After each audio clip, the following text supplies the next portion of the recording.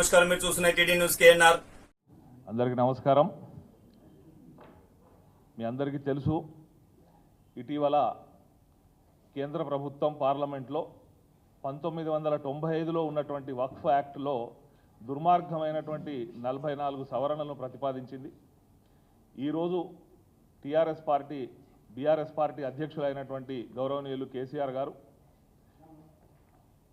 ఈ 44 కూడా ఈ సవరణలు అత్యంత దుర్మార్గమైనవి, వీటిని బీఆర్ఎస్ పార్టీ వ్యతిరేకిస్తుంది అని చెప్పి చైర్మన్ జాయింట్ పార్లమెంటరీ కమిటీ గారికి ఒక లేఖను విడుదల చేయడం జరిగింది.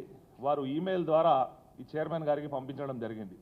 ఈ సందర్భంగా మీడియా మిత్రులకు, మీడియా ద్వారా ప్రజలకు కూడా ఏదైతే వక్ఫ్ బోర్డు మీద దుష్ప్రచారాలు చేస్తూ ఉన్నారో దానికి సంబంధించి సత్యాలేంటి అన్నది వివరించడానికి మాజీ హోంమంత్రి మహమూద్ అలీ గారు ఈరోజు ఒక ప్రెస్ కాన్ఫరెన్స్ను ఏర్పాటు చేయడం జరిగింది. ఇందులో ప్రధానంగా అసలు వక్ఫ్ బోర్డు అన్నది ఏ ఒక్క వక్ఫ్ ప్రాపర్టీకి కూడా యజమాని కాదు, అది కేవలం మేనేజ్మెంట్ మాత్రమే చూస్తుంది. దానికి యజమాని అల్లాహ్. ఏదన్నా ముస్లిం వ్యక్తి కానీ అల్లాహ్ను నమ్మి తన యొక్క ఆస్తిలో కొంత భాగం అల్లాహ్కు చెందాలని చెప్పి దానం ఇచ్చి దాన్ని వక్ఫ్గా మారుస్తారు.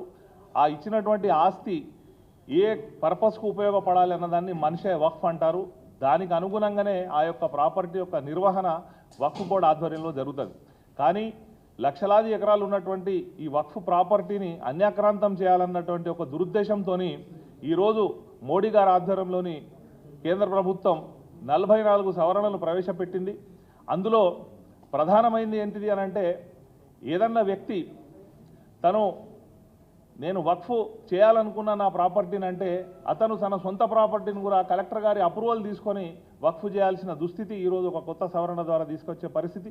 అంతేకాకుండా ముస్లిం వ్యక్తి తను సొంతంగా కాకుండా తన కుటుంబ సభ్యుల సమక్షంలో వక్ఫ్ చేయాలన్నది రెండో దుర్మార్గమైన సవరణ.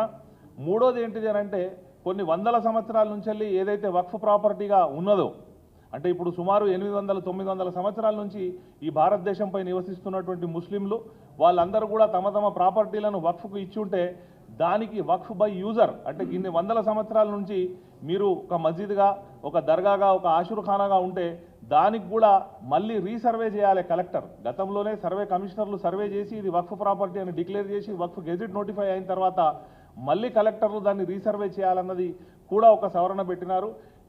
ఈ సవరణను అంటే మొత్తంగా ఉన్నటువంటి 44 సవరణలు కూడా వక్ఫ్ బోర్డును నిర్వీర్యం చేయాలి, ఎట్టి పరిస్థితులలో ఈ ప్రాపర్టీలను అన్యక్రాంతం చేయాలన్న ఒక దురుద్దేశం దీనిలో కనిపిస్తూ ఉన్నది. కాబట్టి వీటిని 100% బీఆర్ఎస్ పార్టీ అపోజ్ చేస్తూ ఉన్నది. దాంతోపాటు వక్ఫ్ చైర్మన్ను కూడా, వక్ఫ్ బోర్డులో ఉన్నటువంటి మెంబర్లను కూడా ముస్లిమేతరులను కూడా నియమించాలన్న ఒక సవరణ. అంటే మీరు ఏ గుడి తీసుకున్నా, ఏ మందిర్ తీసుకున్నా ఆ యొక్క మన మతాన్ని ఆచరించే వారినే అందులో చైర్మన్గా మెంబర్లను పెట్టాలన్నది ఒక పద్ధతి. కానీ ఆ మతాన్ని ఆచరించని వారిని కూడా పెట్టి అందులో ప్రభుత్వ జోక్యం చేసుకొని ఇప్పటివరకు ఉన్న వక్ఫ్ బోర్డు ఎలక్టెడ్ పద్ధతిలో అయితే రేపు భవిష్యత్తులో నామినేటెడ్ పద్ధతిలో మేము వక్ఫ్ బోర్డును నియమిస్తామని చెప్పి తమ యొక్క అనుకూలను దానిలో పెట్టి ఇబ్బంది చేసి ఈ వక్ఫ్ బోర్డును ఎట్టి పరిస్థితుల్లో నిర్వీర్యం చేయాలన్న ఒక కుట్ర ఇందులో దాగుంది. కాబట్టి ఈ మొత్తానికి ఇటువంటి 44 సవరణలు ఉన్నాయి, చాలా సమయం పడుతుంది. ఇందులో మీకు స్పష్టంగా అన్ని రాసి ఇవ్వడం జరుగుతుంది, అన్ని కాపీస్ కూడా మీకు సర్క్యులేట్ చేయడం జరుగుతుంది. కాబట్టి బీఆర్ఎస్ పార్టీ ఈ సందర్భంగా పూర్తిగా ఈ 44 సవరణలను వ్యతిరేకిస్తూ గౌరవ అధ్యక్షులు కేసీఆర్ గారు, వర్కింగ్ ప్రెసిడెంట్ కేటీఆర్ గారు కూడా మా జాయింట్ పార్లమెంటరీ కమిటీ ఏర్పాటైనటువంటి చైర్మన్కు ఒక లేఖను ఈమెయిల్ ద్వారా పంపించి ఉన్నారు. కాబట్టి ఈ సందర్భంగా మైనారిటీ సెల్ తరఫున కూడా మేము గౌరవనీయులు కేసీఆర్ గారికి, కేటీఆర్ గారికి అందరికీ కూడా కృతజ్ఞతలు తెలియజేస్తా ఉన్నాం. మీరు చూస్తున్నది టీడీ న్యూస్ కేఎన్ఆర్. ఇది మనందరి ఛానల్. దయచేసి ఈ ఛానల్ను సబ్స్క్రైబ్ చేయండి, షేర్ చేయండి, లైక్ చేయండి. మరిన్ని వార్తా కథనాలను మీకు అందించడానికి మాకు సహకరించండి. For more videos, for more updates please subscribe. మీ సబ్స్క్రైబే ఈ ఛానల్ అభివృద్ధికి దోహదపడుతుంది. దయచేసి సబ్స్క్రైబ్ చేయండి, మాకు సహకరించండి. అస్సలాము అలైకుం, నమస్కారం, ధన్యవాదాలు.